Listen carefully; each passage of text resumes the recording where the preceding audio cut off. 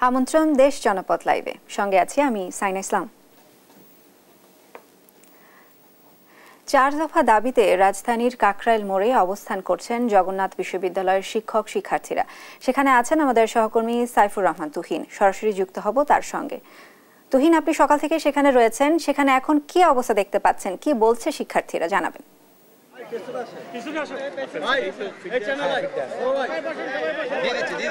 আপনাকে ধন্যবাদ। আপনি জানেন যে টানা 3 দিনের মতো আজকে কিন্তু এই জগন্নাথ বিশ্ববিদ্যালয়ের শিক্ষার্থীরা অবস্থান, তাদের যে কর্মসূচি সেই কর্মসূচি পালন করছেন। আমরা দেখেছি যে সকাল থেকে কিন্তু শিক্ষার্থীরা তাদের যে আজকে নির্ধারিত কর্মসূচি অর্থাৎ 10টার পরে তাদের প্রাক্তন শিক্ষক এবং বর্তমান যে শিক্ষার্থীরা রয়েছেন তারা মিলে এখানে কিন্তু একটি সমাবেশ করবেন এবং সেই সমাবেশ তারপরে কিন্তু তারা গণ অন্বেষণে যাবেন, এমন কিন্তু তথ্য আমরা কিন্তু গতকাল কি জানিয়েছিলেন। সেই হিসাবে কিন্তু আজকে শিক্ষার্থীরা এখানে এসেছেন এবং শিক্ষকরাও আসছেন এই মুহূর্তে। অর্থাৎ শিক্ষক সমিতির সাধারণ সম্পাদক তিনি আনুষ্ঠানিক একটি ব্রিফ করছেন যে আসলে তাদের আন্দোলনের গতিবিধি কি হবে, কিভাবে কি আন্দোলন করতে চান, এই বিষয়গুলো নিয়ে কিন্তু তিনি ব্রিফ করছেন। আমরা একটু সরাসরি সেখান থেকে একটু শুনে নিতে চাই যে আসলে স্যারের বক্তব্য। শ্রদ্ধ চিত্তে জগন্নাথ বিশ্ববিদ্যালয় পরিবারের পক্ষ থেকে আপনারা যারা আমাদেরকে কভার করার জন্য ক্লান্ত পরিশ্রম করছেন, আমি আপনাদের সকলের প্রতি আবারও আমাদের সশ্রদ্ধ কৃতজ্ঞতা প্রকাশ করছি। সাংবাদিক ভাইরা, এই দেশ আমাদের মাতৃভূমি এই বাংলাদেশে প্রত্যেকটা নাগরিক তার নাগরিকের মর্যাদা প্রত্যাশা করে। আপনাদের মাধ্যমে আমি বর্তমান আমাদের ইন্টারিম যে সরকার আছে, জাতির প্রত্যেকটা মানুষের বিবেকের কাছে প্রশ্ন ছুটতে চাই। 14, 15, 16 আজকে তৃতীয় দিন অতিবাহিত হচ্ছে। আমার সন্তানরা এখানে খোলা আকাশের নিচে 2টি রাত অতিবাহিত করেছে। আমরা আমাদের ন্যায্য কিছু দাবি নিয়ে বর্তমানে আমাদের রাষ্ট্রীয় সর্বোচ্চ যিনি অভিভাবক তার মনোযোগ আকর্ষণ করতে এসেছিলাম। দুর্ভাগ্য, সরকারের পক্ষ থেকে এ পর্যন্ত কোনো সুস্পষ্টভাবে সেটা নিরসন করা হয়নি।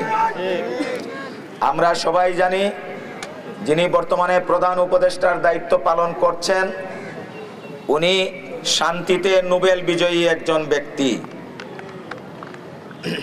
তো শান্তিতে যদি নোবেল বিজয়ী উনি হয়ে থাকে, এই দেশের প্রতিটি সেক্টরে শান্তি নিশ্চিত করা উনার দায়িত্ব।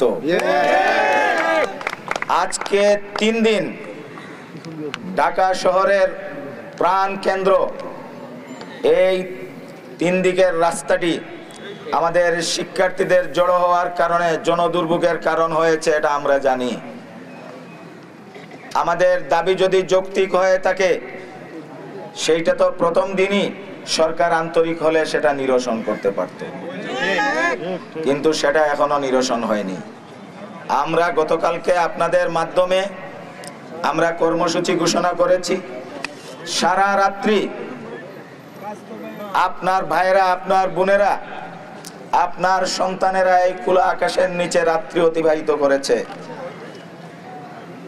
আজকে আমাদের 10টায় সাবেক এবং বর্তমানদের যে সমাবেশটি হওয়ার কথা ছিল, অনেকেই ক্লান্ত এবং অসুস্থ হয়ে পড়েছে, সেটাকে আমি পিছিয়ে 11:30টায় নিয়েছি।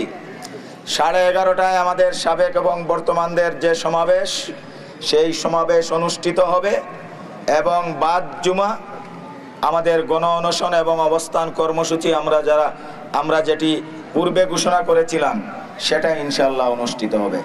এবং আজকের দিনের শুরুতে আমি আপনাদের মাধ্যমে সারা জাতির কাছে আবারও প্রশ্ন রাখতে চাই। জগন্নাথ অবহেলিত, বঞ্চিত, নিষ্পেষিত, এটা ঐতিহাসিকভাবে সত্য। এবং এই বৈষম্যের নিরসনের জন্য আমার শিক্ষার্থীদের যে আহত আন্দোলন, এবং সেই আন্দোলনে জগন্নাথ বিশ্ববিদ্যালয়ের দল মত নির্বিশেষে সকল শিক্ষক কর্মকর্তা কর্মচারী সবাই একাট্টা। সুতরাং আমাদের দাবি, আমরা যা দাবি করেছি পূর্ণাঙ্গ রূপে সেই দাবি মানতে হবে। আমরা এমন একটি পর্যায়ে উপনীত হয়েছি, আমাদের এখন আর বেঁকে যাওয়ার কোনো সুযোগ নেই। আমরা আপনাদের সর্বোচ্চ সহযোগিতা চাই এবং আপনাদের এই সহযোগিতার জন্য আমি আপনাদেরকে আবারও ধন্যবাদ জানাচ্ছি। এবং এখানে যারা উপস্থিত আছেন, বিশেষত কথা বলার ক্ষেত্রে, মিডিয়া ফেসের ক্ষেত্রে, বক্তব্য প্রদানের ক্ষেত্রে প্রত্যেককে দায়িত্বশীল হতে হবে। আমাদের সবার বক্তব্য থাকবে একটি, সেটি হলো আমাদের দাবি পূর্ণাঙ্গ রূপে মানতে হবে, অথবা বাংলাদেশের ইতিহাসে এই কাকরাইল মোড় আরেকটি জনদাবি বাস্তবায়নের কেন্দ্রে পরিণত। আমরা এখান থেকে এক চুল পরিমাণ সরব না। আমাদের রক্তের উপরে প্রতিষ্ঠিত যে সরকার আমাদের যদি চোখ রাঙিয়ে কথা বলে, আমাদের হুমকি দুমকি দেয়, আমাদের উপর যদি যে কোনো রকমের যদি স্টিম রুলার চালানোর প্রচেষ্টা করে, তাহলে আমরা সেটাকে রুখে দেব। এবং এই আন্দোলন এটা আর কাকরাইল পয়েন্টে সীমাবদ্ধ থাকবে না। এটা কোথায় যাবে সেটা আমরা জানি না, এর দায়িত্ব আমরা নেব না। সুতরাং আজকের দিনের শুরুতে আপনাদের মাধ্যমে আমি সরাসরি, যিনি আমাদের সর্বোচ্চ অভিভাবক, আমাদের সম্মানিত প্রধান উপদেষ্টা, উনার বাসা বেশি দূরে না, এখানকার সাউন্ড হয়তো বা উনার কানে যাচ্ছে, আমি অনুরোধ করছি, স্যার আপনি আমাদের সবার মুরব্বী, আপনার সন্তানদের এই দুর্দশা, আপনি তো নোবেল বিজয়ী নাকি শান্তিতে, তো নোবেল বিজয়ী হলে অন্ততপক্ষে আপনি আপনার অভিভাবকের জায়গা থেকে ভূমিকাটুকু পালন করেন। আমাদেরকে বেয়াদবি করার সুযোগ দিবেন না। আমরা বেয়াদবি করতে চাই না, আমরা বেয়াদব না। আমাদের দাবি অত্যন্ত যৌক্তিক দাবি, আমাদের জীবন মরণের সাথে জড়িত দাবি। সুতরাং আমাদের দাবি মানতে হবে, আমাদের শেষ কথা। এবং সেই দাবি আদায়ের ব্যাপারে সুস্পষ্ট সরকারের ঘোষণা ছাড়া এখান থেকে আমরা এক চুল পরিমাণ পিছপা হব না ইনশাআল্লাহ। এতে যদি আমাদের কারো কোনো ক্ষতি হয়, সেই ক্ষতি আমরা সবাই মেনে নিতে প্রস্তুত আছি। আমার যদি কোনো ধরনের কোনো সমস্যা হয়, আমাকে যদি সরকারি কোনো এজেন্সির লোক তুলে নিয়ে যায়, এই আন্দোলন যেন থেমে না যায়, প্রত্যেকে কিন্তু সেখানে ছুটে আসবে। এবং আমার সাবেক এবং বর্তমান শিক্ষার্থীরা যারা এখানে আছে, আমার শিক্ষক মন্ডলী, কর্মকর্তা কর্মচারী যারা আছে, আপনারা আপনাদের ফেসবুকের মাধ্যমে সবাইকে জানিয়ে দেন, কেউ যেন ঘরে বসে না থাকে, সবাই যেন এখানে চলে আসে। আমাদের জীবন মরণ সমস্যা আমরা সম্মিলিতভাবে মোকাবেলা করব। ধন্যবাদ তুহিন আপনাকে বিস্তারিত নিয়ে আমাদের সাথে যুক্ত হবার জন্য। অবৈধ ইটভাটা বন্ধের দাবিতে জাতীয় প্রেস ক্লাবে চলছে বাপার সমাবেশ। সেখানে আছেন আমাদের সহকর্মী সাবরিনা মজুমদার, সরাসরি যুক্ত হব তার সঙ্গে। সাবরিনা, সেখানে এখন কি অবস্থা দেখতে পাচ্ছেন, আমাদের বিস্তারিত জানাবেন।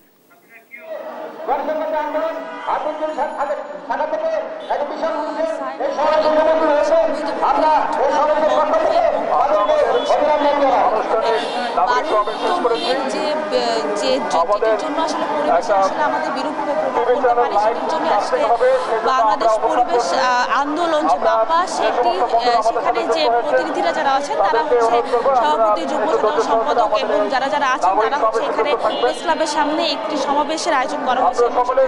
তারা হচ্ছে বক্তব্য রাখছেন। আমরা যদি এখন এখানে দেখাতে চাই যে এখানে কিন্তু আসলে তারা প্রতিনিধিরা যারা আছেন তারা এখানে এসেছেন এবং তারা বলছেন যে এখানে যেভাবে হচ্ছে অবৈধভাবে ইট ভাটা যে কার্যক্রম যে চালাচ্ছে, সেটা কিন্তু আইনের আওতায় থাকার পরও সেখানে কিন্তু আইন ভঙ্গ করে তারা আসলে এটা করছে এবং সেখানে কিন্তু সরকারের কোনো উদ্যোগ নেওয়া হচ্ছে না। এবং তারা বলছেন যে হচ্ছে এদের বিরুদ্ধে তারা হচ্ছে ব্যবস্থা যদি না হয় তাহলে হচ্ছে তারা পরবর্তীতে আসলে আন্দোলন চালিয়ে যাবে। এবং এখন যদি আসলে আমরা বাপারই হচ্ছে সাধারণ সম্পাদকের সাথে একটু কথা বলি, তাহলে হচ্ছে স্যার এখানে যে আপনারা যেখানে আছেন, আজকে সমাবেশ করছেন, সেখানে আসলে আপনাদের দাবি দেওয়া কি, এবং এই দাবি দেওয়া পূরণ না হলে আসলে আপনারা কোন কার্যক্রমে আসলে করবেন? ধন্যবাদ। আজকে আমরা দেখেছেন যে সারা বাংলাদেশে যে অবৈধ ইটভাটা রয়েছে সে অবৈধ ইটভাটাগুলো অবিলম্বে হলো বন্ধ করতে হবে এবং সরকার যে নীতি গ্রহণ করেছে যে সরকারি যে কার্যক্রমে ব্লক ইট ব্যবহার করা যে কার্যক্রম হাতে নিয়েছে সেটা যেন দ্রুত বাস্তবায়ন করে এবং সরকারি সকল কর্মকাণ্ডে এই যে অবৈধ ইটভাটাগুলো থেকে ইট না নিয়ে সরকারি পরিবেশ বান্ধব যে ইট রয়েছে সেই ইট যেন ব্যবহার করে, এটা আমাদের প্রথম দাবি। কারণ আমরা দেখেছি বায়ু দূষণের প্রায় 15 থেকে 20% যে বায়ু দূষণ হয় তার সরকারি হিসাব মতে যে এটার বায়ু দূষণ হয় ইটভাটার মাধ্যমে। ফলে ঢাকার চারপাশে যদি আমরা দেখি আজকে বড় গতকালকে বৃষ্টি হয়েছে, তারপরেও আমরা দেখেছি বিশ্বের শীর্ষে আছে আমাদের ঢাকা শহরের রেলবায়ু। ফলে আমরা অবিলম্বে যে অবৈধ প্রায় 7,000-এর মতো ইটভাটা রয়েছে সরকারি হিসাব মতো সেগুলো বন্ধ করতে হবে এবং বিকল্প হিসাবে ব্লক ইট তৈরির কারখানাগুলোকে সরকারি অনুদান অথবা তাদের পৃষ্ঠপোষকতায় তাদেরকে উৎসাহিত করতে হবে। এটা আমাদের ইটভাটা নিয়ে আমাদের বক্তব্য। এবং এই ইটভাটাগুলোকে আমরা দেখছি সারা বাংলাদেশে কৃষি জমি এবং লোকালয়ের পাশে সেই লোকালয় থেকে যেন ইটভাটাগুলো না অবৈধ ইটভাটা করা যাবে না, আবার কৃষি জমির পাশে কোনো ইটভাটা করা যাবে না। এবং কৃষি জমিতে যে ইটের যে মাটি সেগুলো হলো কৃষির উপরিভাগের যে উর্বর পানি মাটিটা রয়েছে সেটা নিয়ে ব্যবহার করা হয়। অবিলম্বে যে কৃষি সংরক্ষণ আইন রয়েছে সেটার বাস্তবায়ন করতে এবং কৃষি জমি থেকে কোনোভাবেই মাটি উত্তোলন করা যাবে না। ধন্যবাদ সাইনা, আপনি যেমনটি শুনছিলেন আসলে এখানে যে অবৈধভাবে ইটভাটা বন্ধ, কৃষি জমি ধ্বংস করার যে সমাবেশটি চলছে সেখানে কিন্তু এখানে যে প্রতিনিধি সাধারণ সম্পাদক বা যারাই আছেন তারা বলছেন যে এটি আসলে পরিবেশ বান্ধব, পরিবেশের জন্য হুমকি কারণ হতে পারে, তো এই জন্য তারা এই সমাবেশটা চালিয়ে যাবেন। তো এখন পর্যন্ত এই ছিল সর্বশেষ। সাইনা, ধন্যবাদ সাবরিনা আপনাকে। বাপার সমাবেশের বিস্তারিত নিয়ে সংযুক্ত ছিলেন আমাদের সহকর্মী সাবরিনা। সপ্তাহান্তে নিত্যপণ্যের বাজার পরিস্থিতি জানাতে যুক্ত হচ্ছেন আমাদের সহকর্মী HAH হিমেল ও চট্টগ্রাম থেকে আজিজা হক পায়েল। শুরুতেই যাব হিমেলের কাছে। হিমেল, বাজারে কি পরিস্থিতি দেখছেন এবং কোন কোন পণ্যের দাম বেড়েছে বিস্তারিত নিয়ে জানাবেন।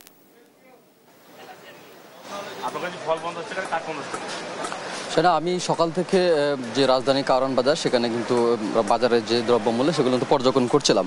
আমরা যেটা দেখছি যে এখানকার যে সবজি আছে সেই সবজিগুলোর দাম কিন্তু পূর্বের তুলনায় যথেষ্ট সহনীয় পর্যায়ে আছে। অর্থাৎ এখানে 20 টাকা থেকে শুরু করে 60 টাকা কেজি পর্যন্ত বিভিন্ন ধরনের সবজি কিন্তু বিক্রি হচ্ছে।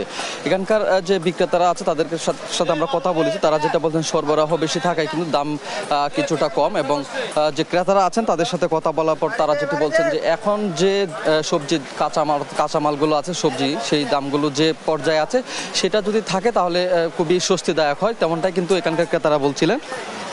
আমরা মাছ মাংসের বাজারকে পর্যবেক্ষণ করেছি। মাছের দাম কিছুটা বাড়তে, অর্থাৎ কেজি প্রতি 15 থেকে 20 টাকা দরে বেড়েছে এবং মাংসের দাম কিন্তু আগের জায়গায় আছে, অর্থাৎ 750 থেকে 780 টাকা দরে কিন্তু মাংস বিক্রি হচ্ছে এবং মুরগির দাম সেটা কিন্তু যে পর্যায়ে ছিল অর্থাৎ আগের যে দাম সেই দামে বিক্রি হচ্ছে।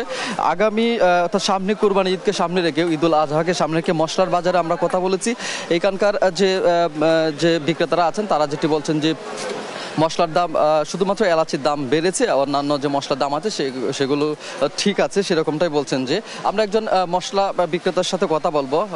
আপনি আমাদেরকে একটু জানাবেন এই মুহূর্তে মশলার দাম কি পর্যায়ে আছে এবং সামনে যেহেতু ঈদুল আজহা মশলার দামের কোনো ধরনের পরিবর্তন বা তার বাড়তে পারে কিনা সেই ব্যাপারে একটু জানাবেন। মশলার দাম বাড়ছে শুধু এলাচি, সাদা গোলমরিচ, কালো গোলমরিচ, সব মশলার দাম ঠিক আছে। জিরার দাম কমছে, লবঙ্গের দাম কমছে, দারচিনির দাম কমছে, সবের দাম কমছে, শুধু একমাত্র কমছে এলাচের দামটা বাইরে গেছে। যেমন 1 কেজি এলাচের 300 টাকা বাড়ছে, কালা গোলমরিচ 1 কেজি 100 টাকা বাড়ছে, সাদা গোলমরিচ 1 কেজি 200 টাকা বাড়ছে। এবার জিরার দাম, দারচিনি, লবঙ্গ, অন্যান্য মালের দাম সবের দাম কম আছে। সামনে তো কুরবানির ঈদ আছে, সেই ঈদকে সামনে রেখে সামনে এই যে মশলা আছে সেগুলোর দাম বাড়ার কোনো সম্ভাবনা আছে কি? বাড়ার সম্ভব নেই, যা তো বাড়ছে আর ঈদের বাজার আছে আর 15-20 দিন আর কি নিব, মানে আর বাড়বে না, যা বাড়ছে আর বাড়বে না। আপনারা শুনছিলেন এখন উনি যেটা বলছেন যে মশলার দাম, এলাচির দাম বেড়েছে এবং অন্যান্য যে মশলা আছে সেই দামগুলো কিন্তু ঠিক আছে, তেমনটাই কিন্তু এখানকার বিক্রেতারা বলছিলেন। এবং উনি যেটা বলছিলেন যে মশলার দাম যেটা আছে সেটাই থাকার সম্ভাবনা বেশি। অর্থাৎ রাজধানীর কারওয়ান বাজারের কাঁচামালের এই ছিল সর্বশেষ পরিস্থিতি। চট্টগ্রামে আমাদের আরেক সহকর্মী আছেন পায়েল, আজিজা হক পায়েল। আমরা চট্টগ্রামের যে কাঁচা বাজারের সর্বশেষ তথ্য জানবো পায়েলের কাছ থেকে। পায়েল, ধন্যবাদ হিমেল আপনাকে। এখানে চট্টগ্রামের চিত্র প্রায় সেম। সামনে আসছে কোরবানিকে সামনে রেখেই এখন পেঁয়াজ, আদা, রসুনের দাম একটু নাগালের মধ্যে থাকলেও চোখ রাঙাচ্ছে কিন্তু মশলা। আমরা দেখেছি এর আগে প্রতি বছর আদার ঝাঁজ একটু বেশি ছিল, তবে এবার আদার ঝাঁজ কিছুটা কম থাকলেও চোখ রাঙাচ্ছে গরম মশলা, এমনটাই আমরা জানতে পেরেছি। আমরা এখানে আমরা আছি এই মুহূর্তে চট্টগ্রামের সবচেয়ে বড় পাইকারি বাজারে। সেই বাজারে আমরা যতটুকু জানতে পেরেছি এখানে গরম মশলার দাম এখন বলতে গেলে আকাশচুম্বী। যে এলাচের দাম ছিল প্রায় 3000 থেকে 4000 টাকার মধ্যে, সেই এলাচ এখন চোখ রাঙিয়ে একেবারে হয়ে গেল 4500 থেকে 6000 টাকা। সেই সাথে গরম মশলার যে সাথে আরো যেই মশলাগুলো রয়েছে, দারুচিনি, লং, সেই মশলাগুলো একেবারে জিরা থেকে শুরু করে সকল মশলাগুলোর দাম এখন একটু বেশি, এমনটাই আমরা জানতে পেরেছি। সেই সাথে এবার তবে পেঁয়াজের দাম কিছুটা কম রয়েছে, পেঁয়াজ রসুনের দাম নাগালের মধ্যে রয়েছে। আদার ঝাঁজ প্রতি বছর বেশি থাকলো, তবে আদা এবার 100 থেকে 120 টাকার মধ্যে এখন পাওয়া যাচ্ছে, এইটাই আমরা জানতে পেরেছি। আমরা সরাসরি একটু এখানকার ব্যবসায়ীর সাথে কথা বলবো। আমরা একটু জানতে চাইবো গরম মশলার দাম কোরবানি আসতে আসতে আরো বাড়বে কিনা, কি মনে হচ্ছে? না, আশা করি বাড়ার তো কোনো উপায় নেই, কারণ যা বাড়ার তো বাড়ি গেছে, কোরবান তো আর অতি শীঘ্রই আসতেছে, আশা করি বাড়বে না। এখন কত টাকার মধ্যে পাওয়া যাচ্ছে গরম মশলা? গরম মশলা সব তো মিক্স না, আলাদা আলাদা দাম, আলাদা আলাদা দাম। কত করে এখন সবচেয়ে বেশি কত? বেশি দাম তো এলাচি, সবসময় এলাচি থেকে এখনো এলাচির দাম বেশি। যেমনটি আমরা জানতে পেরেছি এখন কোরবানি উপলক্ষে কিন্তু মশলার দাম বেড়ে গেছে, আর বাড়ার সম্ভাবনা নেই এমনটা মনে করছে। তবে যারা ক্রেতা রয়েছে তারা এখনো পর্যন্ত মিশ্র প্রতিক্রিয়া জানিয়েছেন। তারা বলছে মশলার দাম আরো বাড়তে পারে, কারণ আমাদের এখন যে পরিস্থিতি দেখছেন, তারা মশলার দাম এত বাড়ছে, তারা কমানোর জন্য চেষ্টা করতে বলেছে। তারা সিন্ডিকেটদেরকে একটু সিন্ডিকেটদের ভঙ্গ করে একেবারে হাতের নাগালে আনার চেষ্টা করতে বলেছে। এখানকার যারা কর্তৃপক্ষ রয়েছে তাদেরকে দৃষ্টি আকর্ষণ করার কথা জানিয়েছেন। এমনটাই চলতে থাকলে মধ্যবিত্তদের মাংসের পাশাপাশি গরম মশলা জোগাড় করতে কষ্টসাধ্য হবে, এমনটাই মনে করছেন। এই ছিল চট্টগ্রামের বাজার থেকে সর্বশেষ আপডেট। চায়না। ধন্যবাদ পায়েল আপনাকে। রাজধানীর কারওয়ান বাজার ও চট্টগ্রামের বাজার পরিস্থিতি নিয়ে জানাচ্ছিলেন আমাদের সহকর্মী হিমেল ও পায়েল। সরবরাহ কম থাকায় বেড়েছে ইলিশের দাম। প্রতি কেজি ইলিশ বিক্রি হচ্ছে 3000 টাকায়। আরও জানাতে যুক্ত হচ্ছেন সহকর্মী শরীফ আহমেদ। শরীফ, ইলিশের দাম নিয়ে ক্রেতাদের মাঝে কি প্রতিক্রিয়া দেখছেন, বিস্তারিত নিয়ে জানাবেন। শায়না, আজকে কিন্তু চাঁদপুর মাছঘাটে ইলিশের সরবরাহ কম। ইলিশের সরবরাহ চাহিদা অনুযায়ী না থাকায় কিন্তু দাম বেড়েছে কেজিতে 200 থেকে 300 টাকা। আমি আজকে প্রথমে আপনাকে ইলিশের দাম জানিয়ে দিতে চাই। 1 কেজি সাইজের যে ইলিশ রয়েছে সেটি বিক্রি হচ্ছে 3000 টাকায়, আর 700 থেকে 800 গ্রামের যে ইলিশ রয়েছে সেটি বিক্রি হচ্ছে 2400 থেকে 2500 টাকায়, আর 600 গ্রামের যে ইলিশ রয়েছে সেটি বিক্রি হচ্ছে 1700 থেকে 1800 টাকায়। আমরা সকাল থেকে দেখেছি নদী থেকে জেলেরা মাছ ধরে আড়তে নিয়ে আসছেন, সেই মাছগুলোকে আড়তে তুলে নিলাম ডেকে কিন্তু বিক্রি করা হচ্ছে। দেশের বিভিন্ন প্রান্ত থেকে আজকে সাপ্তাহিক ছুটির দিনে কিন্তু ক্রেতারা ঘাটে এসেছেন ইলিশ ক্রয় করার জন্য। আমি ক্রেতাদের সাথে কথা বলেছি, তারা আমাকে বলেছেন যে আসলে ইলিশের দাম চড়া থাকায় কিন্তু তারা স্বাচ্ছন্দ্যে ইলিশ ক্রয় করতে পারছেন না। অপরদিকে এই ঘাটে যারা বিক্রেতা রয়েছেন আমি তাদের সাথেও কথা বলেছি, তারা আমাকে জানিয়েছেন পর্যাপ্ত ইলিশ কিন্তু ঘাটে না আসায়, সরবরাহ না থাকায় কিন্তু দামটা চড়া। তো তারা আশা করছেন আগামী দিনে ইলিশের সরবরাহ বাড়লে দাম কিছুটা কমে আসবে। আমি এই যে চাঁদপুরের পদ্মা মেঘনা বিশাল জলরাশিতে প্রায় জেলার 1.5 লক্ষাধিক মানুষ কিন্তু জীবিকা নির্বাহ করে, জেলেরা জীবিকা নির্বাহ করে মাছ ধরে। আমি সেই জেলেদের সাথে কথা বলেছি যারা সকালে ঘাটে এসেছেন, তারা আমাকে জানিয়েছেন তারা দিনে এবং রাতে কিন্তু পদ্মা মেঘনায় জাল ফেলে কিন্তু কাঙ্ক্ষিত ইলিশ পাচ্ছেন না। অর্থাৎ তারা যে পরিমাণ ইলিশকে পাচ্ছেন সেটি দিয়ে তাদের যে ফিশিং বোট এবং জেলে নৌকা রয়েছে সেটির জ্বালানি খরচও হচ্ছে না। তারা বুক ভরা আশা নিয়ে নদীতে যাচ্ছেন, কিন্তু নদী থেকে হতাশ হয়ে ফিরছেন। আজকে এই পর্যন্ত ঘাটে মাত্র 15 থেকে 20 মণ ইলিশ ঘাটে এসেছে। আমরা যতটুকু জেনেছি এর আগের সপ্তাহে কিন্তু এই সময়টাতে 100 থেকে 150, 200 মণ ইলিশ ঘাটে এসেছে। তো ইলিশের সরবরাহ যদি ঘাটে বাড়ে, ঘাট বাড়ার সাথে সাথে কিন্তু দাম কিছুটা কমে আসবে। তো এই ছিল চায়না চাঁদপুর মাছঘাট থেকে আমার কাছে সবশেষ। ধন্যবাদ আপনাকে। চাঁদপুর মাছঘাট থেকে জানাচ্ছিলেন আমাদের সহকর্মী শরীফ আহমেদ। শহীদ প্রেসিডেন্ট জিয়াউর রহমান স্মরণে আয়োজিত সভায় কথা বলছেন বিএনপির স্থায়ী কমিটির সদস্য নজরুল ইসলাম খান। সরাসরি যুক্ত হচ্ছে সেখানে। আমি তাকে ব্যক্তিগতভাবে একসাথে দল না করলেও শ্রদ্ধা করতাম শ্রমিক নেতা হিসাবে, এবং পরবর্তী পর্যায়ে বিএনপির, তখন বিএনপিও হয় নাই, জাগদল, তার সঙ্গে মিলে জাতীয়তাবাদী ফ্রন্ট গঠন করে শহীদ জিয়া রাষ্ট্রপতি নির্বাচনে অংশ নিয়েছিলেন। লেবার পার্টির প্রতিষ্ঠাতা শ্রমিক নেতা মৌলানা আব্দুল মতিন সাহেবের স্মৃতির প্রতি গভীর শ্রদ্ধা জানাই। মহান আল্লাহর কাছে প্রার্থনা করি যেন আল্লাহ তাকে বেহেশত নসিব করেন। মৌলানা আব্দুল মতিন সাহেব বেসিক্যালি একজন শ্রমিক নেতা ছিলেন। এই ঢাকা মহানগরে তিনি অত্যন্ত জনপ্রিয় শ্রমিক নেতা ছিলেন। সেই সময়ে ক্ষমতাসীন দলের শ্রমিক সংগঠনের উনি প্রধান ছিলেন, কিন্তু রাজনৈতিক বিশ্বাসের কারণে তিনি আওয়ামী লীগের রাজনীতি পরিত্যাগ করেন, জাসদের রাজনীতিতে যুক্ত হন, এবং আওয়ামী লীগ যখন গণতন্ত্রকে জবাই করে একদলীয় স্বৈর শাসন বাকশাল গঠন করেছিল, তখন তিনি নিজেই শ্রমজীবী মানুষের কল্যাণের আকাঙ্ক্ষা নিয়ে লেবার পার্টি গঠন করেন। এই নামে এর আগে কোনো পার্টি ছিল না, শ্রমিকদের নামে পার্টি।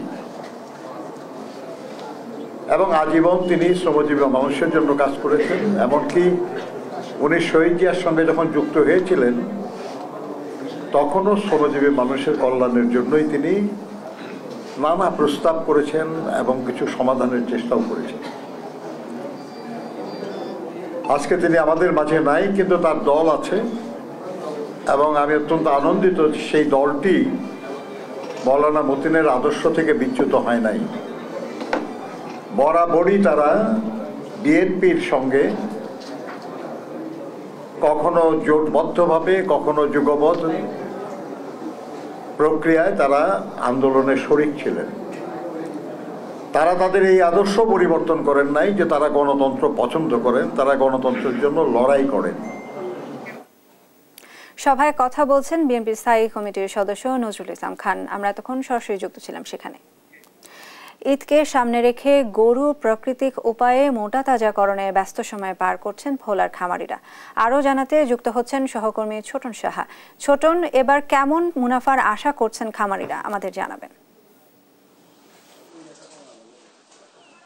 আপনি যেমনটি বলছিলেন, ঈদকে সামনে রেখে কিন্তু গরু মোটা তাজাকরণ কিন্তু সেটি কিন্তু খামারিরা করছেন, এবং আমি রয়েছি ভোলার ইলিশের একটি খামারে, এবং দেখতে পাচ্ছেন এখানেও কিন্তু দেশীয় গরুর সমারোহ রয়েছে, এবং খামারিরা বলছিলেন যে প্রাকৃতিক উপায়ে যে সমস্ত ঘাস এবং ফুল রয়েছে সেগুলো দিয়ে কিন্তু খাইয়ে গরুগুলো তারা মোটা তাজা করছেন বাজারে বেশি মূল্য পাওয়ার আশায়। তো আসলে তাদের একটি আশঙ্কাও রয়েছে যে এবছর যদি ভারতীয় গরু বা বিদেশি গরুর বাজারে উঠে সেক্ষেত্রে তাদের যে লাভের আশা করছেন সেক্ষেত্রে কিছুটা হলে তারা লোকসানের মুখে দেখবেন। আমরা একজন খামারির সাথে কথা বলবো এবং তার কাছে জানতে চাইবো যে আপনাদের গরু মোটা তাজা তো করছেন, তো আসলে কি ধরনের লাভের আশা করছেন এবছর আপনারা?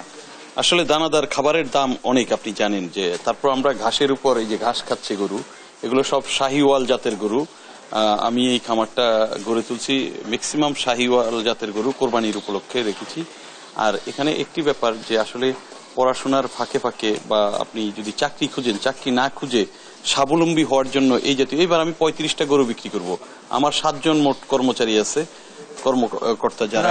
লাভ কিরকম পাবেন বলে আশা করছেন? আমি ভারতীয় গরু ঢুকে পড়ে, ভারতীয় গরু ঢুকলে তো আমাদের জন্য বিপদ। আমরা দানাদার খাবার কিনছি, ঘাসের জন্য আমাদের প্রচুর খরচ, জমির বিভিন্নভাবে। আসলে ভারতীয় গরু যদি এই টাইমে ঢুকে পড়ে তাহলে আমরা খামারিরা বিপর্যয়ের মুখে পড়ব।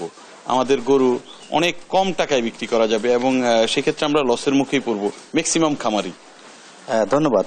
যেমনটি শুনছিলেন, আসলে তাদের আশঙ্কাও রয়েছে আবার আশাও রয়েছে। আসলে যদি বিদেশির গরু হাটবাজারগুলোতে, গরুর হাটে যদি চলে আসে, সেক্ষেত্রে তারা যে আশা করছেন লাভের মুখ দেখবেন, সেক্ষেত্রে তারা ক্ষতিগ্রস্ত হওয়ার লোকসানের আশাও কিন্তু করছেন। এবং একই সাথে তাদের প্রত্যাশা, যেহেতু তারা কেমিক্যাল ছাড়াই দেশীয় যে খাবার রয়েছে সেগুলো দিয়ে গরু মোটা তাজা করেছেন, সেই হিসেবে তারা আশাবাদী গরুর দাম কিন্তু এবছর তারা ভালো পাবেন। এবং আমরা জেলা প্রাণী সম্পদ কর্মকর্তার সাথে কথা বলেছি, তিনি যেমনটি বলছিলেন যে এবছর কিন্তু কোরবানির যোগ্য গরু প্রস্তুত করা হয়েছে। আপনার যে চাহিদা, সেই চাহিদা রয়েছে 90,000, কিন্তু সেখানে সরবরাহ রয়েছে 1,02,000-এর মতো। এবং এবছর যে 103টি পশুর হাট বসবে এবং অনলাইন এবং সরাসরি এই হাটগুলো বসবে, সেখানে কোন গরুর কেনা বেচা হবে এমনটি বলছিলেন। এবং একই সাথে বলছিলেন যে হাটগুলোতে তারা ভেটেরিনারি টিমও কিন্তু বসাবেন, কারণ হচ্ছে যাতে কেমিক্যাল খাইয়ে যে সমস্ত গরু মোটা তাজাকরণ করেছেন সেই গরু যাতে হাট বাজারগুলোতে বিক্রি করতে না পারে, সেজন্য তাদের যে ভেটেরিনারি টিমের যে কার্যক্রম সেটি পরিচালিত হবে, এমনটি প্রাণী সম্পদ অধিদপ্তর আমাদেরকে বলছিলেন। তো এ ছিল আমার কাছে ঈদকে সামনে রেখে যে গরু মোটা তাজাকরণে ব্যস্ত সময় পার করছেন খামারিরা, তা নিয়ে সর্বশেষ তথ্য। ফিরছি স্টুডিওতে। ধন্যবাদ ছোটন আপনাকে। ঈদকে সামনে রেখে খামারিদের প্রস্তুতির বিষয়ে জানাচ্ছিলেন আমাদের সহকর্মী ছোটন সাহা। আজ ফারাক্কা দিবস।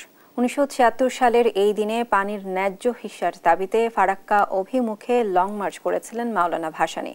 রাজশাহী ও চাঁপাইনবাবগঞ্জ থেকে পদ্মার বর্তমান পরিস্থিতি জানাতে যুক্ত হচ্ছেন সহকর্মী কাজী শাহেদ ও তারেক রহমান। প্রথমেই যাচ্ছি রাজশাহীতে। শাহেদ, ফারাক্কা বাঁধের কি প্রভাব পড়েছে পদ্মা পাড়ের মানুষের জীবনে, সেখানকার বিস্তারিত নিয়ে আমাদের জানাবেন। শুভ সকাল সায়রা। রাজশাহীর যে পদ্মা নদী, সেটি তো এই অঞ্চলের মানুষের জীবন জীবিকার উপরে একটা প্রভাব ছিল। সেই ফারাক্কার কারণে তার বিরূপ প্রভাব যে পড়েছে সেটি আমরা যদি একটু ক্যামেরার চোখে দেখাই, সেটি কিন্তু দেখা যাবে যে এই অঞ্চলের যে পানির যে প্রবাহ পদ্মায় সেটি তো একেবারেই নেই। এখন তো চর হয়ে গেছে, সেখানে ফসলের চাষ হচ্ছে এবং মানুষজন যারা আছেন তারা কৃষি কাজ করছেন এটিতে। আজকের এই দিনে মাওলানা আব্দুল হামিদ খান ভাসানী ফারাক্কা অভিমুখের লং মার্চ রাজশাহীর মাদ্রাসা মাঠ থেকে শুরু করেছিলেন এই পানির ন্যায্য হিস্যার দাবিতে। কিন্তু সেই ন্যায্য হিস্যা কতটুকু মিলেছে সেটি কিন্তু এখন বড় প্রশ্ন হয়ে দাঁড়িয়েছে। রাজশাহী অঞ্চলে যারা নদী গবেষক তারা যেটি বলছেন যে প্রায় 2 কোটি মানুষের উপরে পদ্মার এই যে বিরূপ প্রভাব সেটি কিন্তু পড়েছে ফারাক্কার ন্যায্য হিসাব না পাওয়ার কারণে। যদিও সরকারিভাবে নানা উদ্যোগ নানাভাবে নেওয়া হয়েছে, দাবি করা হলেও এই অঞ্চলের মানুষের জীবনযাত্রায় কিন্তু ফারাক্কার যে বিরূপ প্রভাব সেটি বেশি পড়েছে। কারণ এখানে যে নদী কেন্দ্রিক জীবনযাত্রা সেটি নানাভাবে ব্যাহত হচ্ছে এবং এখন পর্যন্ত হয়েছে। আমরা একটু কথা বলতে চাই, সুশাসন বিশ্লেষক সুব্রত পাল আমাদের সঙ্গে আছেন। সুব্রত পাল, আপনার কাছে একটু জানতে চাই, আগামী বছরই তো ফারাক্কা চুক্তির মেয়াদ শেষ হয়ে যাচ্ছে, এমনিতেই তো বিরূপ প্রভাব এই অঞ্চলে, সরকারের এখন কি উদ্যোগ নেওয়া উচিত? দেখেন, আমি যেটা মনে করি যে আমাদের কিন্তু এই যে 1996-এর যে চুক্তি সেটি শেষ হবে। তো আমরা যেটি দেখেছি যে সম্প্রতি যে বিমস্টেক কনফারেন্সের সময় একটা সাইডলাইন বৈঠকে কিন্তু আমাদের দেশের পক্ষ থেকে কিন্তু ভারতের প্রধানমন্ত্রীকে এই বিষয়টি আরেকবার স্মরণ করে দেওয়া হয়েছে। পাশাপাশি আমি মনে করি বাংলাদেশ সরকারের পক্ষ থেকে একদিকে যেমন বিমস্টেক, ইউএন সহ যে আমাদের যৌথ নদী কমিশন রয়েছে, সেই যৌথ নদী কমিশনের মধ্য দিয়ে কিন্তু সঠিক তথ্য উপাত্ত নিশ্চিত করা দরকার। এবং আমরা যে এই যেটা ছিল আমাদের চুক্তিতে যে প্রতি জানুয়ারি থেকে মে মাসের মধ্যে 35,000 কিউসেক পানি আমাদের পাওয়ার কথা, সেটা কিন্তু আমরা পাইনি। এটা কিন্তু বিভিন্ন কাগজে কলমে আসছে, কিন্তু আমাদের যথাযথ তথ্য উপাত্ত যদি আমরা জাতিসংঘ সহ সংশ্লিষ্ট কর্তৃপক্ষের কাছে যদি এগুলো তুলে ধরতে না পারি তাহলে কিন্তু এটা আমাদের জন্য অত্যন্ত কষ্টের হবে। সেই জায়গা সুব্রত পাল আমাদের সঙ্গে যুক্ত হওয়ার জন্য। আমরা শুনছিলাম যে সুব্রত পাল যেটি বলছিলেন যে বিভিন্ন বৈজ্ঞানিক তথ্যপত্র দিয়ে পানির যে ন্যায্য হিস্যা আমাদের প্রাপ্য সেটি জাতিসংঘ এবং বিশ্ব দরবারে তুলে ধরার কথা তিনি বলছিলেন। তো রাজশাহী থেকে এই ছিল আমার কাছে সর্বশেষ। আমরা চলে যাচ্ছি সহকর্মী তারেকের কাছে চাঁপাইনবাবগঞ্জের পদ্মা নদীর ফারাক্কার প্রভাব যে পড়েছে সেই খবর জানতে। তারেক। হয়ে গেছে। জি ধন্যবাদ কাজী সাহেব। আপনাকে যদি আমি বলে রাখি, আজ থেকে ঠিক 49 বছর আগে কিন্তু 1976 সালে এই ফরাক্কা বাঁধের বিরোধিতা করে কিন্তু চাঁপাইনবাবগঞ্জের কানসার্টে লং মার্চ করে এসেছিলেন মজলুম মাওলানা আব্দুল হামিদ খান ভাসানী। তিনি কিন্তু এই যে ফারাক্কা ব্যারেজের কিন্তু বিরোধিতা করেছিলেন এবং পানি নিয়ে কিন্তু তিনি আশঙ্কার কথা কিন্তু জানিয়েছেন। এখন বর্তমানে আমরা খোঁজ খবর রাখছিলাম চাঁপাইনবাবগঞ্জের পদ্মা চরাঞ্চল এলাকাগুলোতে, বিশেষ করে শিবগঞ্জ এবং সদর উপজেলাতে ব্যাপক কিন্তু এই পানির শূন্যতা দেখা দিয়েছে এবং পদ্মার যে অংশগুলো আছে অধিকাংশ এলাকাগুলো কিন্তু এখন মরুভূমিতে পরিণত হয়েছে। কৃষকরা তাদের ন্যায্য যে পানি পাওয়ার কথা তারা পানি পাচ্ছে না এবং পানি না পাওয়ার কারণে কিন্তু একেবারে মরুভূমিতে পরিণত হয়েছে। তারা কিন্তু ঠিকঠাক মতো ফসল পাচ্ছে না। যারা আগে মৎস্যজীবী ছিলেন তারা কিন্তু একেবারে কিন্তু তারা কিন্তু অলস হয়ে পড়েছেন। আমরা একজন কৃষকের সঙ্গে কথা বলতে চাই যে আপনি একটু বলবেন কি যে আপনার এলাকাতে যে পদ্মার প্রভাবে কি কি সমস্যাগুলো হচ্ছে, যদি একটু আমাদেরকে বলেন। ফসল পানি ঠিক মতন হয়েছে না, পানির কারণে নদীর ভাঙনে চূড়ান্ত ক্ষতি হয়েছে। যখন প্রয়োজন তখন সেটা পাচ্ছি না। অসময়তে পানি, বন্যার সময়তে পানি হয়েছে, বাড়ি ঘর মানুষের ক্ষতি খুব হয়েছে, ভাঙা টেঙা নষ্ট হয়ে গেছে। এদিক ভাঙছে, একবার ওইটা বুনজিছে, আবার ওইটা ভাঙছে, এটা হয়েছে, নানান ঝামেলা। ধন্যবাদ। যে সাইডা আপনি শুনছিলেন একজন কৃষক বলছিলেন যখন বাংলাদেশের মানুষের যখন পানির দরকার হয় না তখন কিন্তু ভারত পানি ছেড়ে দিয়ে বাংলাদেশের মানুষের প্রচুর পরিমাণে ক্ষতি করে, বাড়িঘর ভাঙে এবং নদী ভাঙনের সৃষ্টি হয়। আবার যখন পানির দরকার হয় তখন কিন্তু তারা কিন্তু পানি পায় না। এখন কিন্তু ধু ধু বালুচরে পরিণত হয়েছে পদ্মার চরাঞ্চল এলাকাগুলো। যে সাইনা এই ছিল আমার কাছে সর্বশেষ পরিস্থিতি। ধন্যবাদ তারেক আপনাকে। পদ্মা পাড়ের জীবনের বিস্তারিত নিয়ে জানাচ্ছিলেন আমাদের সহকর্মী শাহিদ তারেক। দেখছেন দেশ জনপদ লাইভ। সাভারে সড়ক ও জনপথ অধিদপ্তরের জায়গা দখল করে অবৈধ স্থাপনা গড়ে তুলছে প্রভাবশালীরা। আরও জানাতে যুক্ত হচ্ছেন আমাদের সহকর্মী দেওয়ান ইমন। ইমন, এই প্রভাবশালীদের দৌরাত্ম্য নিয়ে সংশ্লিষ্ট কর্তৃপক্ষ কি বলছেন, বিস্তারিত নিয়ে জানাবেন।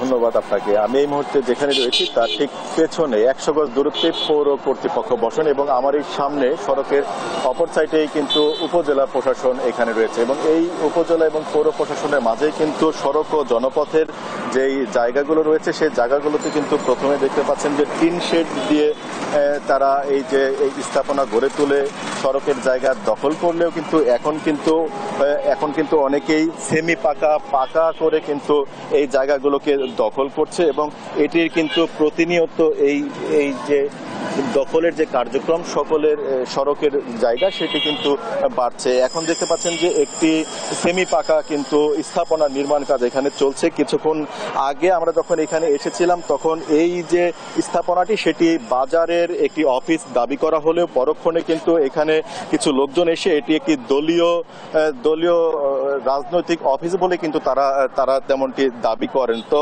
এই বিষয়ে আমরা যারা এখানকার কর্তৃপক্ষ রয়েছে প্রশাসনিক উপজেলা প্রশাসনের সাথে আমরা কথা বলেছিলাম। উপজেলা প্রশাসন যেটি বলছে যে তাদের কাছে যদি সড়কের থেকে কোনো সহযোগিতা চাওয়া হয় তাহলে কিন্তু তারা এগুলোকে উচ্ছেদ করবেন এবং আমরা এই বিষয়ে কথা বলেছিলাম। একটু আপনার সাথে একটু কথা বলি, এটা কারা করছেন?